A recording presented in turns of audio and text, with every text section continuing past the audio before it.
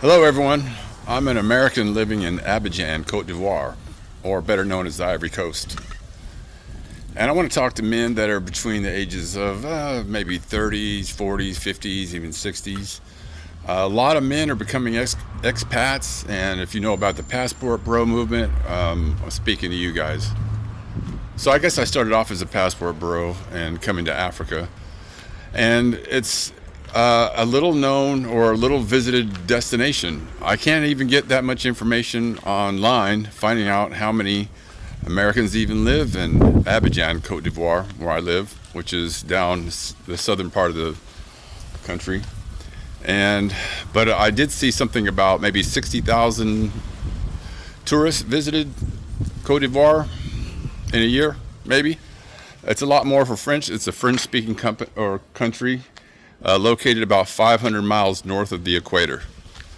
So you have a lot of people, a lot of guys especially, that are moving to the Philippines or visiting and moving to the Philippines, also Thailand.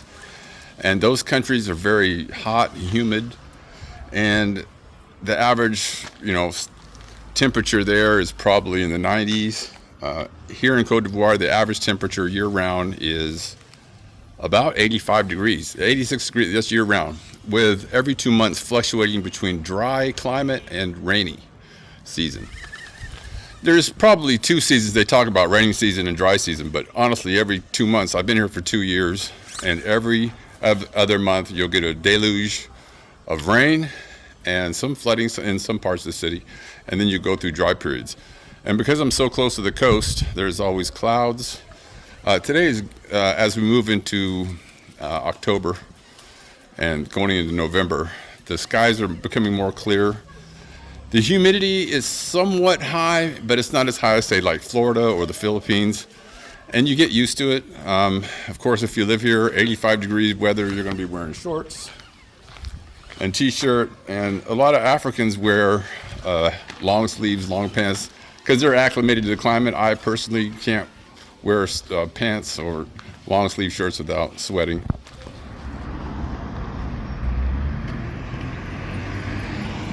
I just want to be clear, I've never been to the Philippines or Thailand.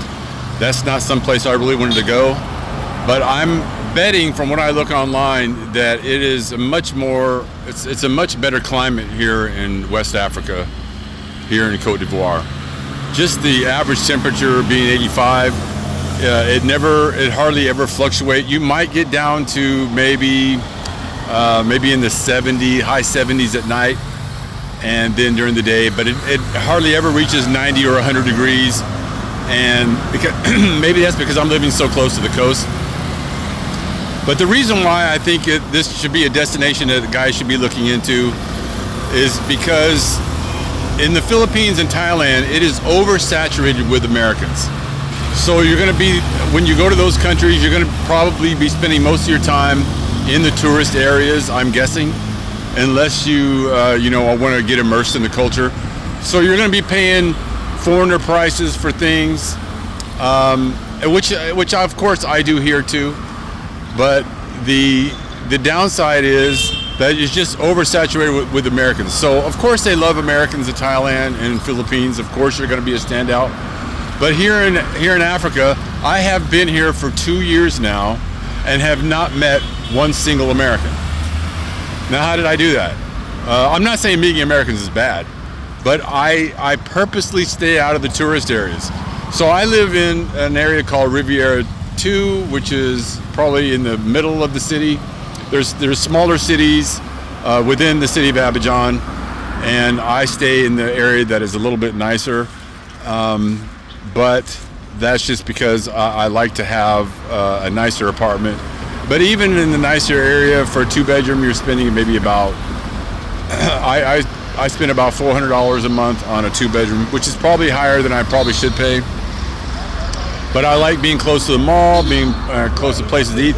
But yet I'm far enough away from the tourist areas that as an American, I'm treated very well. The only downside and the upside, I think there's downside and upside to this being a French-speaking country. I don't speak French. I speak very little French. I know how to say hello, goodbye, and maybe just a few pleasantries and a few words. But I get by just fine. Of course, I have a Ivorian girlfriend, so she speaks English. Hello, how are you? English? C'est English? Ça se dit English. Okay. French, no. Salut, comment ça va? And Russian. Привет, как дела? And Ate. Ate. Konumu jan huwe mu jagbae. Yeah. Vast majority of people here don't speak English. And the only reason my girlfriend speaks English is because she went to college in another country. She had to speak Russian and learn English. And she speaks her tribal language, Ati, and then she speaks, so she speaks 4 languages. I only speak 1. Now, the upside of that is that I don't have to have too many conversations with people. I'm sure that if I spoke French, my horizons would be expanded. But I don't work. I'm retired, and that's the other thing I wanted to talk to you about.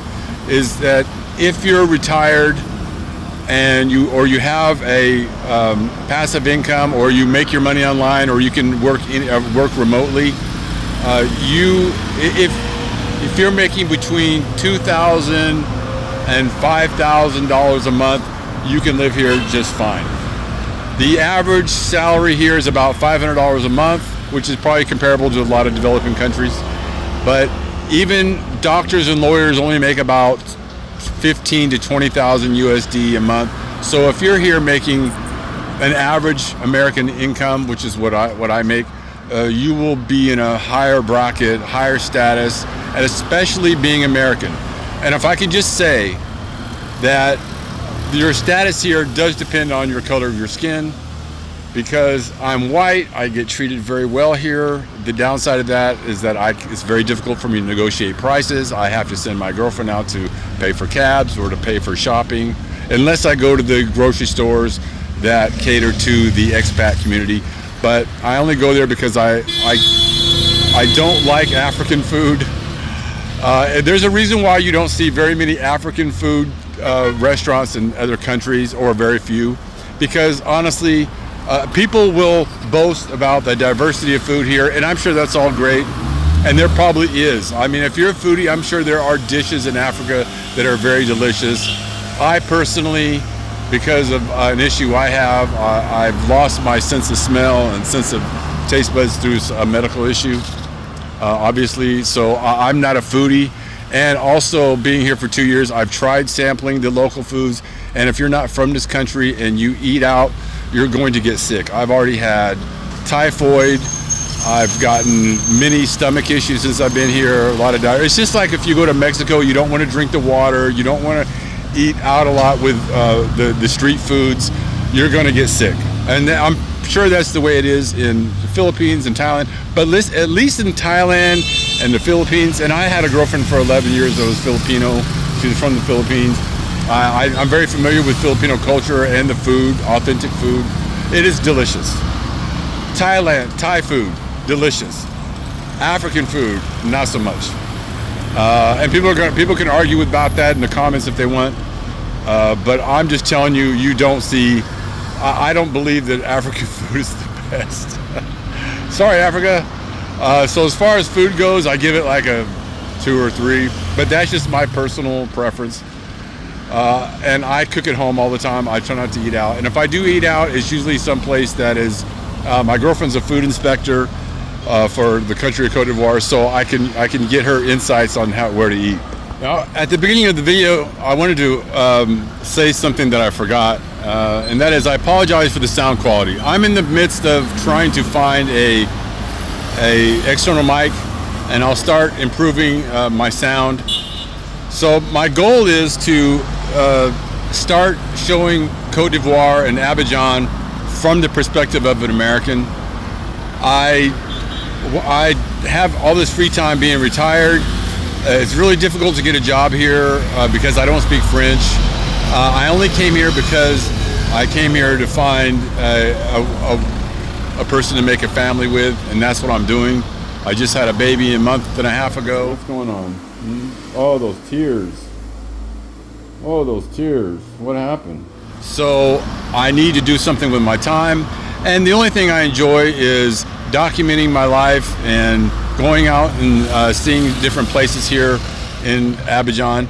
And if I can give the American perspective here from a person who doesn't speak the native language, who doesn't live in a tourist area, because I live just in an area where there are no Americans, there are no other white people. I mean, I see them very, very seldom.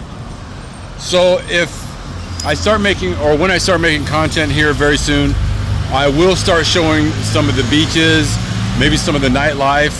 I have a French friend that's going to take me out. He's going to interpret for me. We can talk to men and women. We can find out what it's like to live here as an American, especially a man. The dating options here, now obviously most men are going to the Philippines and Thailand because they like Asian women and they're very friendly, they're very educated, even though a lot of people say, oh, they're not educated there. Bullshit. There is educated women everywhere, worldwide, even here in Cote d'Ivoire. Where did you get your education? Education. Okay, I began school in Cote d'Ivoire. After where I go Ukraine for 6 years, 3 months. I make veterinary. Veterinary. My English so bad. Veterinary, but I make 6 years, 3 months veterinary school and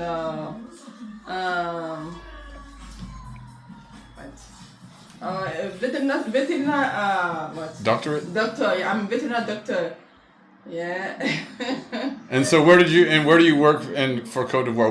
What is your job here? What is your career? My job in Cote d'Ivoire. No, before I work in clinic. For a veterinary clinic. For a veterinary clinic. Now in government work. I go inspection restaurants. Health inspector. Inspector, yes. Okay, thank you. Restaurant, supermarket, and farms. Yeah, farms. Yeah. Okay, great. Even many of the women here have their doctorates and bachelor's degrees, and same thing for in the Philippines. If you watch videos, a lot of women will hate on the passport bros, say, "Oh, you're just going to other countries just to take advantage of poor women." Listen, the women here are going to be poor, but they're going to be educated. And when I say poor, I just mean in compared to American standards. Like I said, the doctor's salary here is $20,000. So, and some people can argue that all they want. That's just what I looked online. But like my girlfriend has her doctorate, and so I'm the one that's uneducated. I'm the uneducated guy. I'm just bringing my American salary over into this environment, and so it gives me a leg up. And let me tell you something. Here's my hypothesis on why American white men are treated so well here. And when I look around, when I do see white people or Asian people or even Lebanese people, Arabic people that come to this country, they're normally just coming here for business. There are ample business opportunities here. You can buy apartment buildings, you can open up restaurants, you can start all kinds of businesses. And a lot of companies, there's gold mines, there's oil companies, there's gas companies, and some of these companies are based in Europe, or they have a branch down here, so they'll send their employees down here to work, and then they pay them exorbitant salaries. I don't know what their salaries are, but I just know that I see men down here that they stay here for a short time. They work for a company and they drive nice cars. They're out spoiling women, which is, I'm not here to date necessarily or go out and spoil women. I'm not doing that.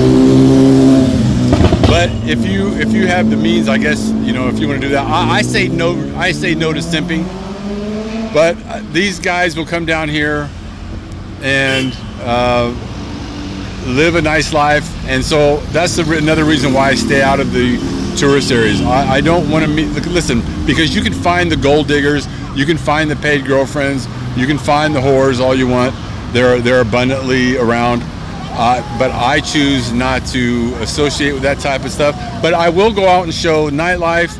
I'll go show some beaches. I'll go up west on the coast, and I'll work myself down through and talk to people and try to do interviews. I'll try to show some of the food, cuisine, and I'll try to show women. And but I'll have my friend with me, and we'll go on the street. We'll just talk to people, find out what they think about Americans, and I think you'll find it quite interesting. I hope. So that's all I have today, and I'll see you soon.